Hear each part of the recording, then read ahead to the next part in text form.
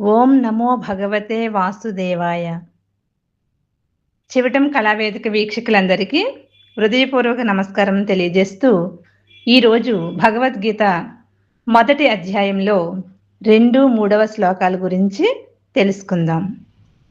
సంజయ ఉవాచ దృష్ట్వా తు పాండవానీకం వ్యూఢం దుర్యోధనస్తథా ఆచార్యముపసంగమ్య రాజా వచనమబ్రవీత్. ఈ శ్లోకంలో సంజయుడు ఈ విధంగా పలికెను: సైనిక వ్యూహాత్మకంగా నిలిపియున్న పాండవ సైన్యాన్ని చూసిన దుర్యోధనుడు తన గురువు ద్రోణాచార్యుని సమీపించి ఈ విధంగా పలికెను అని దుర్యోధనుడు ఏం చేస్తున్నాడో ధృతరాష్ట్రునికి తెలియజేస్తున్నాడు. తన పుత్రులు ఎలాగైనా యుద్ధం మొదలు పెడతారనే ధృవీకరణ కోసం ధృతరాష్ట్రుడు ఎదురు చూస్తూ ఉన్నాడు. ఈ ప్రశ్న వెనుకున్న ధృతరాష్ట్రుని ఉద్దేశాన్ని అర్థం చేసుకున్న సంజయుడు ఖచ్చితంగా యుద్ధం జరగబోతుందని, పాండవ సైన్యం యుద్ధానికి సిద్ధంగా సైనిక నిర్మాణంతో ఉందని చెప్పాడు. అంతేగాక దుర్యోధనుడు ఏం చేస్తున్నాడనే దిశగా సంభాషణ విషయాన్ని మరల్చాడు. ధృతరాష్ట్రుని పెద్ద కొడుకు అయిన దుర్యోధనుడు చాలా దుష్ట క్రూర స్వభావం కలవాడు. ధృతరాష్ట్రుడు అంధుడు అవటం వలన అతని తరపున నిజానికి దుర్యోధనుడే హస్తినాపుర రాజ్యాన్ని పరిపాలిస్తున్నాడు. అతడు పాండవ ద్వేషి.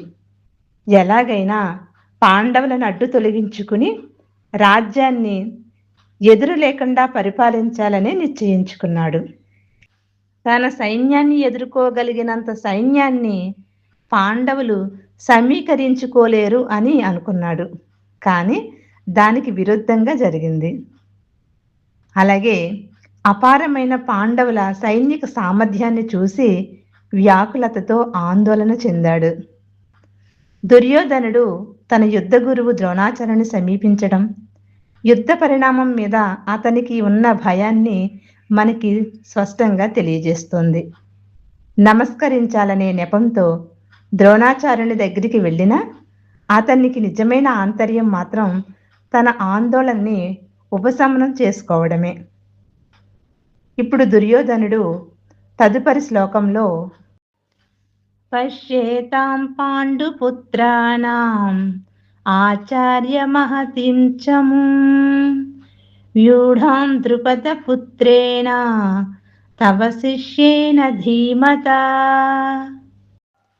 ద్రోణాచార్యునికి నమస్కరిస్తూ దుర్యోధనుడు ఈ విధంగా అంటున్నాడు: గౌరవనీయులైన గురువర్య, ద్రుపదుని పుత్రుడైన ప్రతిభావంతుడైన మీ శిష్యుడిచే అత్యంత వ్యూహాత్మకంగా నిలుపబడిన ఈ పాండవుల మహాసైన్యాన్ని ఒకసారి చూడండి అని. తన అస్త్ర విద్యా గురువు ద్రోణాచార్యునికి గతంలో ఆయన చేసిన తప్పుని యుక్తితో ఎత్తి చూపాడు దుర్యోధనుడు. ద్రోణాచార్యునికి గతంలో ద్రుపద మహారాజుతో రాజకీయ వైరం ఉండేది.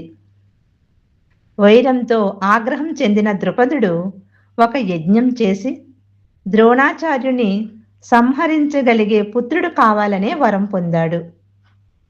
ఆ వరం ఫలితంగా ద్రుపదునికి దృష్టదుమ్నుడు పుట్టాడు. ద్రోణాచార్యునికి దృష్టదుమ్నుడి జన్మ ప్రయోజనం తెలిసినా సరే తన వద్దకు సైనిక విద్యను అభ్యసించడానికి వచ్చినప్పుడు పెద్ద మనసుతో దృష్టదుమ్నునికి తనకు తెలిసిన విద్యనంతా సంకోచించకుండా బోధించాడు ద్రోణాచార్యుడు. ఇక ఇప్పుడు యుద్ధంలో దృష్టదుమ్నుడు పాండవ పక్షంలో సర్వ సైన్యాధిపతిగా చేరి ఉన్నాడు. అలాగే పాండవుల సేనా వ్యూహాన్ని ఏర్పాటు చేసింది కూడా అతడే. ద్రోణుడు గతంలో చూపిన కనికరమే ప్రస్తుత సంకట స్థితికి కారణమైందని తన గురువుగారికి సూచిస్తూ ఇకనైనా ద్రోణాచార్యుడు ఇంకా మరింత కనికరం చూపించకుండా పాండవులతో గట్టి యుద్ధం చేయాలని తెలివిగా చూసిస్తున్నాడు దుర్యోధనుడు. చివటం కళావేదికను వీక్షిస్తున్నటువంటి మీ అందరికీ ప్రత్యేక ధన్యవాదాలు తెలియజేస్తూ మరో శ్లోకంతో మళ్ళీ కలుద్దాం. మీ గీతా మహాలక్ష్మి.